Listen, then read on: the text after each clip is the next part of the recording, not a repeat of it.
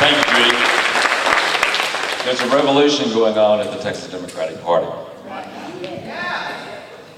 Everything we do, no matter how you come into activism, whether it's through OFA doing issue organizing now, or Battleground Texas doing voter registration and voter identification on the ground, whether you're working with Annie's List to help elect women candidates, or whether you're with organized labor and trying to help working families in Texas, ultimately you're going to come in contact with the Texas Democratic Party, because we are the institution that's in existence that sort of makes all of this work.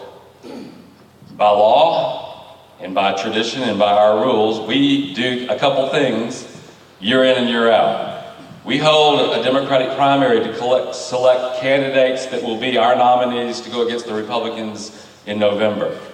We hold those elections.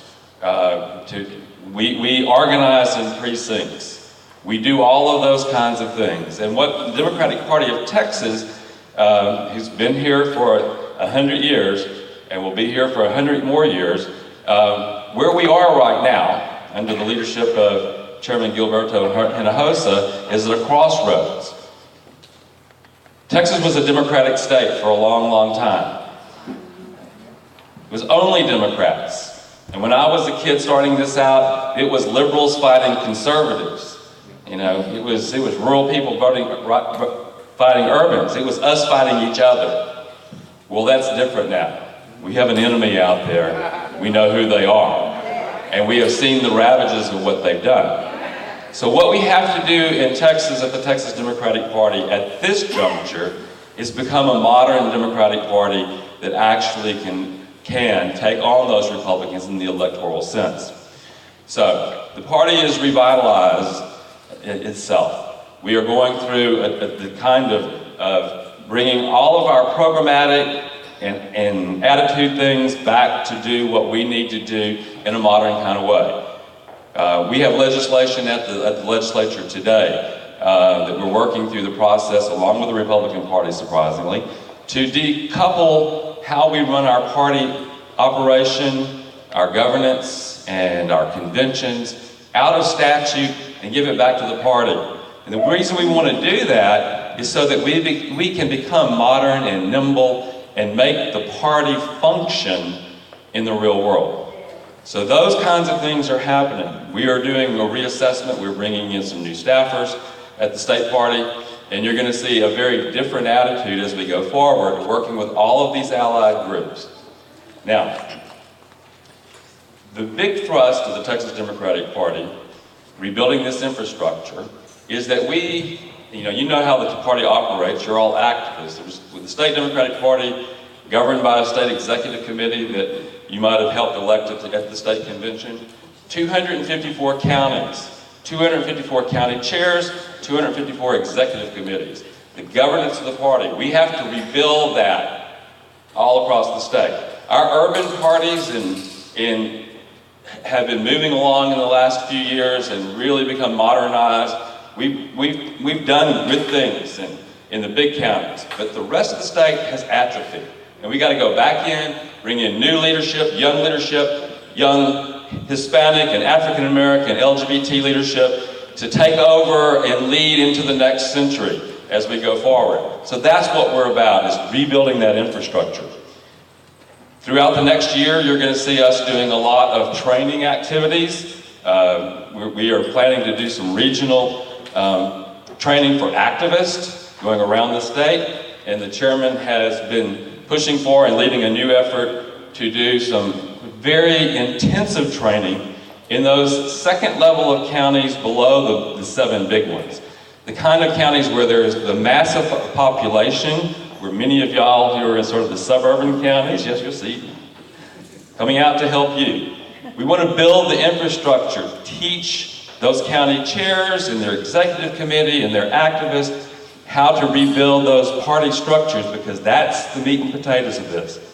We want everybody in this room, no matter how you come into this operation, if you're a Battleground Texas volunteer or an AFL-CIO member, you need to become part of the executive committee of your local Democratic Party.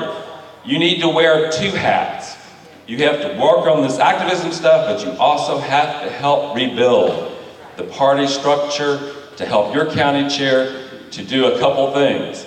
A, register voters, educate voters, turn out voters, and most importantly, recruit candidates. We cannot win elections if we're not in the fray. We cannot win elections unless we have people running for county judge and county commissioner in these smaller counties again. We cannot win elections unless we have a full Democratic ticket in 2014 from the governor down to the JP.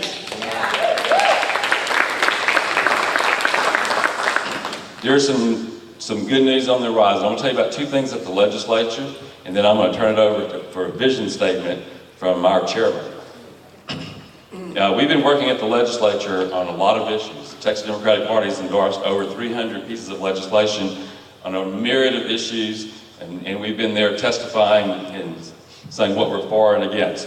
But we've taken some real attention to the Elections Committee this time, and we actually have, even though it's a Republican committee in the House and a Republican majority in the Senate, both committees are very, very much this session working committees.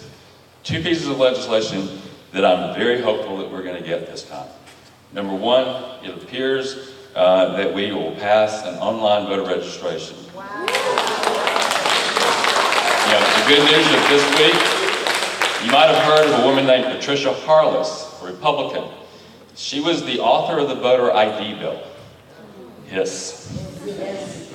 She has joint authored with Mark Strama the online voter registration bill. The Secretary of State has endorsed it, which is huge. And so having the ability of us allowing somebody to go online, simply putting in their driver's license number, filling out some demographic information, and hit submit, and being registered to vote, never having to touch a paper card, or you having to take a card from them, is huge. Here's the talking points on that so you can talk about them. A, everybody who registered to vote is going to be legitimate because they have a driver's license, and we already know about citizenship. That takes away a talking point from the Republicans. Number two, it is the most accurate way to make the list, a way to make the list more accurate. There are no paper, there's no transcription errors, there's no handwriting misunderstandings. It makes you fill out every box on the card because the computer forces you to do it. And lastly, this is the most cheapest way the state can do this. It costs 85 cents in Arizona to do a paper card. It costs 3 cents to do a online registration. The state of Texas is going to actually save probably about $30 or $40 million by implementing the system, and it's going to help us get people registered to vote. The second bill that we have a good chance on, and this is another Republican idea, and we've latched on to it. Mr. Miller from Fort Bend County is carrying this bill. It is a bill to allow seniors and disabled people to fill out an application at the beginning of the year to request a mail ballot for the entire year for all elections. This is huge for us because we will be able to do that instead of waiting until September 15th for a senior citizen to ask for a ballot. We could be doing that before the Democratic primary. And this bill, like I said, by a Republican sponsor, and I think Representative Sophronia Thompson's about to joint author it, another bipartisan bill. That committee is working so well. It's just a story on myself, and I'll turn it over to the chairman. But this last week, the chairman the chairman of the committee and the Republicans on the Elections Committee have told me that I cannot wear a blue shirt to the committee anymore. I have to wear a purple shirt because we're working so well together. With that, the statement of bipartisanism, we still need to kick some Republican butt. We have a visionary leader, a dynamic leader of the Texas Democratic Party. He's going to turn this institution in a lean, mean fighting machine, and that's Chairman Gilberto Hinojosa.